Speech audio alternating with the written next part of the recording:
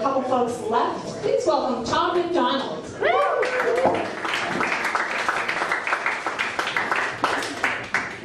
How's it going, everybody? I've recently started coming to terms with the way I look. Like I realized that I can't stand outside of a bar without girls coming up to me trying to hand me their ID. It happened twice last Tuesday, in like 20 minutes. It's a lot. I can't walk into a hardware store without people assuming I work there. That's another problem that I've noticed. I went into a hardware store, this nice little old lady walked up to me and she's like, "Oh, are you the propane guy?" And I'm like, "No, I'm not the propane guy." People say that I look like I was a jock in high school, because I was a jock in high school. Fairly easy by that. Thing is though, I'm in my mid to late 20s now, and I'm noticing that kids my age, or rather adults my age, in their mid to late 20s, some of them still have like a vehement hatred of jocks, which I find very sad, because I feel bad for these people, because they're clearly stuck in their childhood where they got bullied by jocks.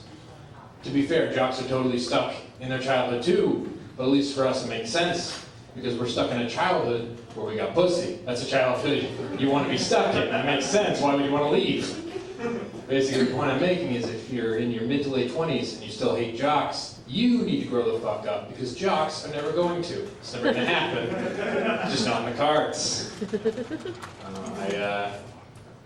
Somebody recently asked me if I know anything about pickup artists and pickup artist culture.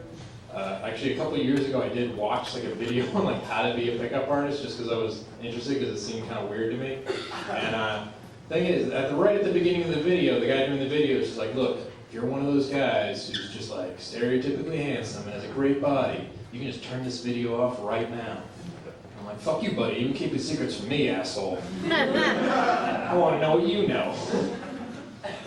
Turns out, though, that whole video was just specifically geared toward trying to pick up dumb hot chicks. And that's not a good thing, because I found that dumb hot chicks are the worst in bed. They're awful at it, because no one has the heart or the balls to tell them that they're terrible at it. They're just happy that they're there. Like, you ask a dumb hot chick, like, what her go-to move is in bed, she'll be like, "Well, it's this really sexy thing where I lay back and I act entitled to an orgasm."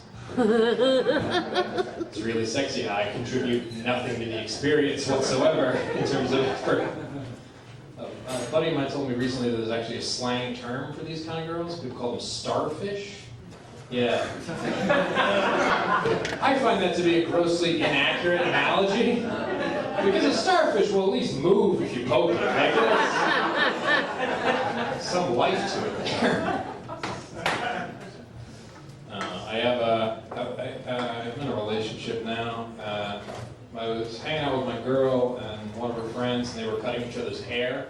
And I don't know how the conversation got turned to this, but they started debating with each other if they could grow facial hair, what kind of facial hair they would grow. And I found out that if my girlfriend could grow facial hair, she'd grow like a really neat, like, chin strap beard. Yeah. That's a really weird way to find out that your girlfriend's a douchebag. It's very... Like, what does that make me? The dumb hot chick? Like, why is that? That's awful. It's bad news. We had a good time, though. I like my girl a lot. We recently went to an orgy. You see the mustache, and like, you're all on board with this immediately. You're like, "Yep, you're that guy." No, we went to this orgy, but the thing is, though, me and my girl are monogamous, and we remained monogamous throughout the orgy. Which, you know, that's like going to a buffet, but with a boxed lunch. That's exactly what that's like. It's like, yeah, I get to see all the other delicious options, but I'm still going to be eating the same thing I've been eating for the past 2 years. Like, that's just how it's going to be. What else? Yeah, like I said, I was never really into dumb hot chicks. I was never really anything. Actually, in high school, some people are surprised by this, but I was actually really into like a little bit more shy, introverted girls. Yeah, like that's just my type. The problem is, I look like this. So whenever I would try to talk to any of these girls, they would always assume that I was trying to lure them to the prom to dump blood on them. That's just their default setting. And I'm not that guy. I'm a nice guy. Like I genuinely like these girls. I wanted to make them feel beautiful, not just on the outside, but on the inside. And by make them feel beautiful, of course I mean cover them in jizz. Not just on the outside, but on the inside.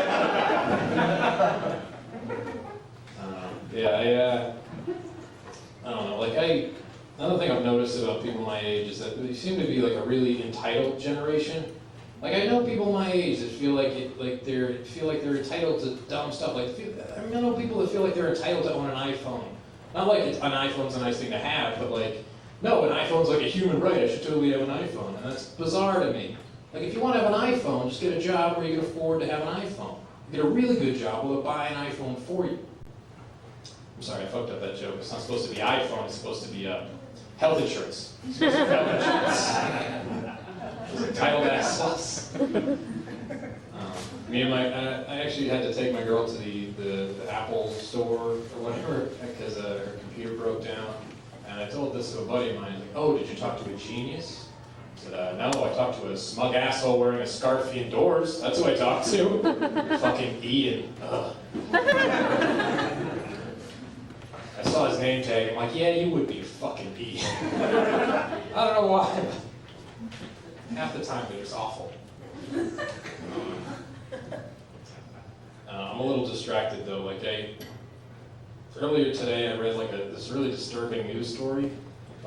Apparently there was a teacher in, I believe, Wisconsin who got caught with a terabyte of child pornography on his computer. And that was disturbing to me because obviously child pornography is the worst thing that any of us can probably think of. It's terrible, it's awful. I think probably the thing that bothers me most about it is the terrible acting. It's just so bad.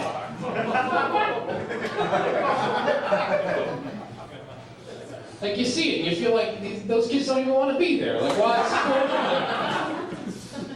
Granted, I should probably not be telling that joke with this mustache. That's not a good look. I feel like the soul patch kind of saves it though. It's like, no, he's not a pedophile. Date rapist probably, but not a pedophile. All right. Sorry to leave you on that note, but that's my time. You've all been great.